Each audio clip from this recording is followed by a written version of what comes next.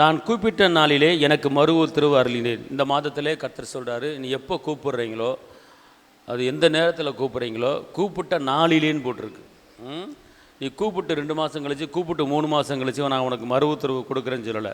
இந்த மாதத்தில் கர்த்தர் சொல்ல, நீ கூப்பிட்ட நாளிலே மறு உத்தரவு உனக்கு கொடுக்க போகிறேன். உடனே உனக்கு பதில். எந்த காரியத்தை குறித்து நீ கூப்பிடுற, எந்த காரியத்தை குறித்து நீ கேட்குற, நான் உடனே உனக்கு என்ன செய்ய போகிறேன்? மறு உத்தரவு கொடுக்க போகிறேன். அதனால் இந்த மாதத்தில் அப்பாட்ட நீங்கள் என்ன செய்யுங்க?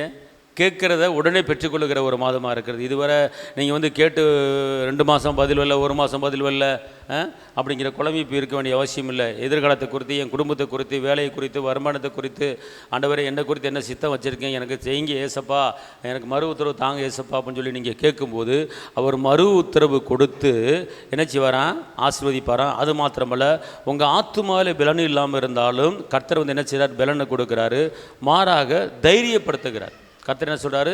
தைரியப்படுத்துகிறார். உங்களை என்ன செய்கிறார்? தைரியப்படுத்துகிறார். அதாவது ஃபஸ்ட்டு உங்களுக்கு மறு உத்தரவு கொடுக்குறாரு. 2வது ஆத்துமாவில் பலன் கொடுக்குறாரு. 3வது தைரியத்தை கொடுக்குறாரு. எல்லாம் சொல்லுங்கள். நான் மறு உத்தரவு கொடுக்குறாரு, என் ஆத்துமாவில் பலன் தர்றாரு, கர்த்தர் எனக்கு தைரியத்தை கொடுக்குறார்.